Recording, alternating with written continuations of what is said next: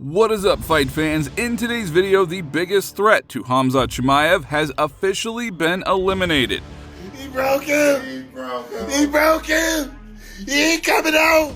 And Islam Makhachev just arrived in New York for the biggest fight of his career. Chito Vera claims that he was robbed in Canada, Sean O'Malley fires back at Zahabi, and Max Holloway destroys Jean Silva with one brutal line. Plus, Joe Rogan calls Pereira versus Jon Jones the greatest fight in human history. And from hate to respect, everyone now loves Merab Dvalishvili. Even Umar Nurmagomedov have admitted that Merab deserves to be Fighter of the Year. So let's get into it. Now, as you know, UFC Fight Night 262 went down in Vancouver, and the main event turned out to be a real shocker. One of the biggest so-called threats to Khamzat Chimaev, Reinier Ritter, was completely exposed. Ritter failed in his contender fight after a corner stoppage loss to Brendan Allen. For Ritter, this fight was a huge deal. If he had won, it would have been his 5th straight victory in less than a year. He had already built a strong reputation by finishing 3 of his last opponents, including big names like Robert Whittaker and Bo Nickel, 2 of the UFC's favorites. Now, going into the fight, everyone was asking him about a possible matchup with Khamzat Chimaev for the title, and most fans believed he actually had a real chance against Khamzat. But what happened next shocked the MMA world. Ritter did not get knocked out or submitted. He simply quit on the stool between rounds. Now, for many fans, this was deja vu. It wasn't the first time Ritter had done this. People still remember when he stopped fighting against Anatoly Malkin in their one championship title bout. And once again, it looked bad. Really bad.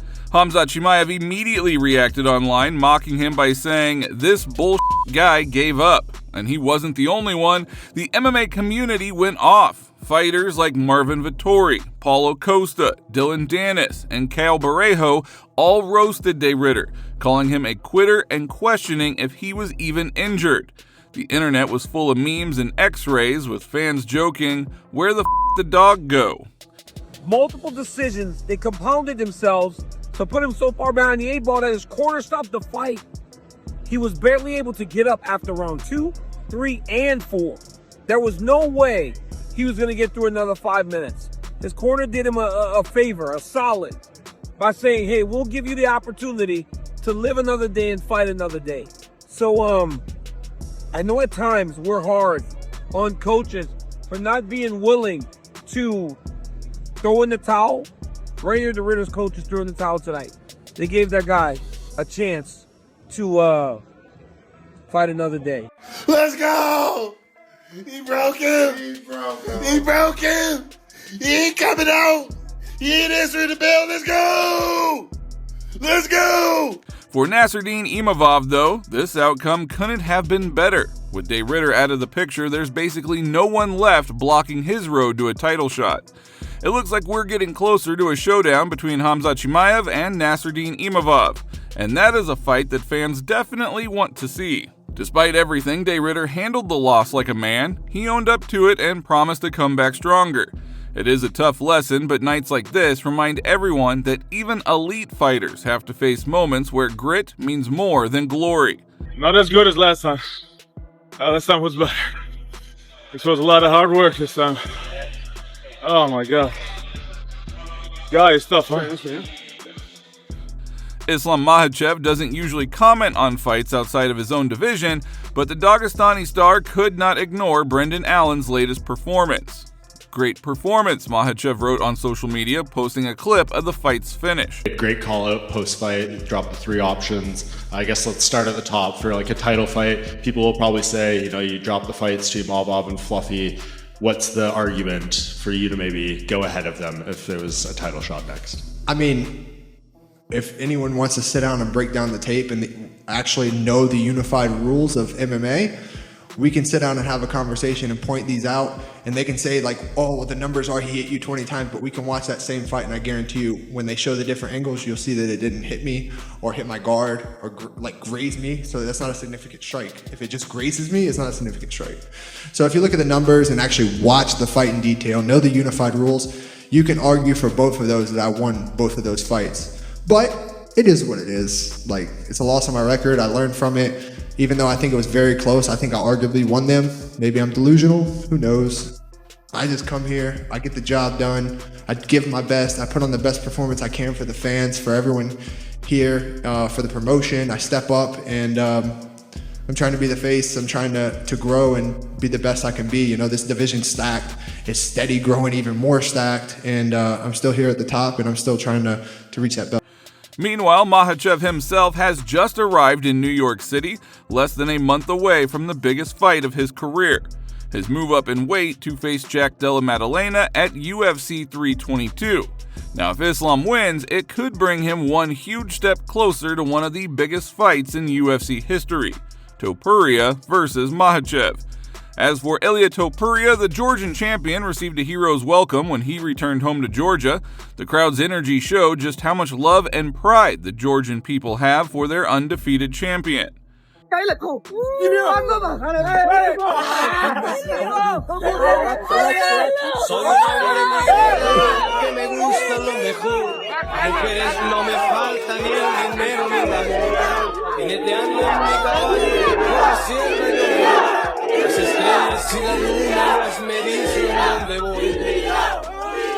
Marlon Chito Vera returned to the octagon, determined to end his losing streak, but the judges had other plans. After 3 hard rounds against Umar Zahabi, Vera lost via split decision, a verdict that many fans disagreed with. Chito took to social media saying, "Don't get it twisted. I won tonight. We got robbed in Canada." The MMA community echoed his frustration, with fans blasting the judges for what they called a disgusting robbery. The split decision victory for Umar Zahabi over Marlon Vera sparked outrage across social media. Fans accused the judges of favoritism and incompetence, with many claiming that Vera landed the cleaner and more damaging shots. Comments flooded in calling the decision a Canadian robbery. After his win, Umar Zahabi called out Sean O'Malley, hoping to secure the biggest fight of his career. O'Malley's response on social media, however, made it clear he wasn't taking the challenge seriously. Sean O'Malley next, baby. It's me and the shit show. Well, that would be an amazing fight. Congratulations, Canada. Give it up. When asked about O'Malley's reaction, Zahabi said, I mean, yeah, that's good. You know, I mean, it seems like we're setting it up, boys. It seems like we're setting it up. If he didn't want it, he wouldn't have made a video. The idea of a 225-pound catchweight fight between two MMA legends, Alex Pereira and Jon Jones, has set the fight world on fire. Jon Jones has already hinted that he's interested, and Pereira seems more than ready to take the challenge. Fans are going crazy, dreaming about this wild matchup. The greatest fighter ever versus the king of power, facing each other under the brightest lights possible. Joe Rogan also jumped in on the conversation, saying that a fight between Pereira and Jones would be the greatest fight in human history.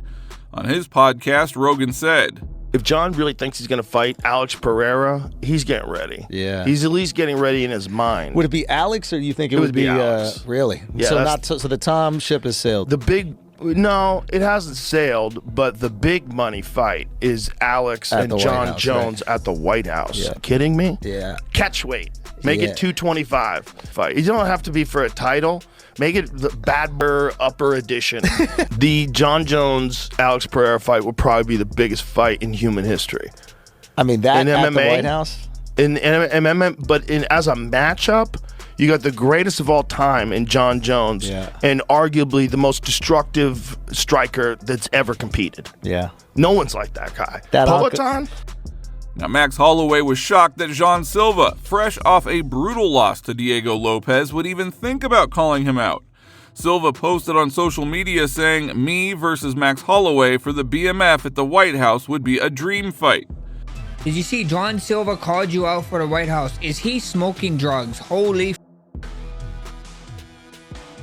Did he not see what Diego Lopez just did to him? This guy gotta be trolling us, bro. He needs to be he needs to be concussed. That motherfucker stay concussed, bro. That's not, whatever he's saying, we're not gonna take it serious. Dude stay concussed, bro. Dude is still concussed. What a fucking weirdo, huh? But what do you guys personally think about this? Drop your thoughts down in the comments below. Henry Cejudo recently gave some advice to Petr Yan ahead of UFC 323, where Yan will face Merab Dvalishvili for the second time. According to Cejudo, Yan's only real path to victory this time is to knock Merab out cold. He said that if Yan tries to out-wrestle or outwork Merab, he'll lose again, just like before. Henry, is there a world where you see Petr Yan come in here and dethrone Merab? I mean, oof. No, not really, bro. Not really. Especially Merab has just proven, bro, that he's just at another level, man. I feel like the only way that maybe there is a chance that Petr does win is via knockout. You know what I'm saying? Merab ain't getting tired anytime soon. Maybe attack his body. But I think Petr needs to go. I think Petr needs to go in on him in the beginning of the fight, because that is his best probabilities of winning. Because Petr don't have Merab wrestling, and that just cancels that out. And I don't think he's gonna go for that. And if he does, Merab's gonna get out and make him work even more so. So the only shot that he does have is by a knockout. I mean, Yan is not a submission threat. I've never seen him go for a submission ever. So what does that do? That just leverages Merab to continue to keep doing what he was doing, you know. And according to John Wood, they're saying that it's going to be worse for Yan this time, because Petr was saying he was only at 40%. They were saying that Merab was sick too. I forget what it was, but one thing is for sure, Merab has gone better, bro. And the fact that he has gone better, like him winning these like 4 fights in the calendar year to be the first ever to do that, bro, that says a lot, man. The UFC loves active champions, dude. In a recent interview with Josh Thompson on the Weighing In podcast, Umar Nurmagomedov, who knows Merab's style well, also believes that if Petr Yan doesn't knock him out, Merab will absolutely maul him again. From last fight with Petr Yan, Merab become much better. Yeah, I agree. And last fight with Corey Sandhagen show it. He gonna wrestle all night, you know. And it's a very big trouble for Petr Yan. He don't have good defense, but he have good arms, you know. He can like do TKO, but if it's not gonna be TKO, I think Merab gonna maul him. Umar also made a surprising statement. He said that Merab Dvalishvili deserves to be the fighter of the year. He deserves to be fighter of the year, to be honest, because he will fight 4th time for the title. He will defense. You know, it's nobody do it, and he's very active, and it's amazing what we can say. Yeah. Anybody will tell this. It's a huge fight for the legacy of Merab Dvalishvili. If you beat Umar, stop O'Malley, you decision Corey, but you nearly stopped him, and let's just say you stop Yan, former champion, O'Malley, former champion, Corey, obviously title contender, Umar, title contender, you're dealing with some hammers at 135, and he's treating them like they're coming up from the Contender Series. It's insane. Just a little over a year ago, back in September 2024, people saw Merab Dvalishvili very differently. Most fans thought that he was a boring fighter with a dull style, and Dana White wasn't a very big fan of him either. But in just 1 year, Merab completely turned things around. He managed to win over most of his haters and turn them into fans. The Georgian machine fights with such intensity that it is impossible not to respect what he has achieved. But if you still don't, well, you're probably not a real fan of this sport. Now, of course, there are always people who mix up personal opinions with professional achievements, but that group is much smaller now. Today, Merab is finally enjoying the rewards of all of his hard work and earning the recognition that he deserves. Still, his job is not done, as there are more challenges ahead and records left to break. So Merab's story is far from over. And I just think Umar's just so good, and he wants to avenge get that fight back, right? And he has to go out there and he got to get a finish against Mario, because Merab's not, bro. They're two like the nicest guys in the world, but they like have a hatred for each other. Where you're like, bro, how do you guys hate each other? I think it stems from more of like Georgia and Dagestan. They have a whole thing with their culture. Like it's like group versus group. Really? Yeah. Really? Yeah, with them two, for sure. Yeah, I'm like, bro, like they're both like the nicest guys, and you're like, man, I don't want to sit there and like shake hands with this guy or that guy. Because it looked like Umar got into Merab's head before that fight. And that's what I think it was too. I think that Umar just like looked at him, like brushed him off. Yeah. Because like, that's his mindset. But I don't think it's like a Umar I hate you mindset. I think it's just like their Dagestani mindset is just like they're just blunt. Yeah. Like, they don't respect anyone because no one's as good as them. no, they're just like, brother, we work hard enough. Yeah. And it's like for God, right? Like whatever God has planned, it's what's gonna happen no matter what. So like they're not worried about it. They're not stressed out about it. And even after he lost, it was just like God's plan. That's the best plan. So that was meant to happen. So for him, I don't think it's excuses. I know people are like, oh, he broke his hand. And he did break his hand. He was winning the first 2 rounds, hand broke. That changed, made a completely different fight after that. The level between both of them two is just so close that you had to see a rematch. Khabib, my brother, you and Islam, you strangulate me. We do the revenge, but this time football revenge. Yeah, hello. Yeah, and him, football, and if you play with me, coup tête. Yeah, you will see, you will see. I just want to thank each and every one of you. We are well on our way to 100,000, so thank you very much in advance, and let's keep going.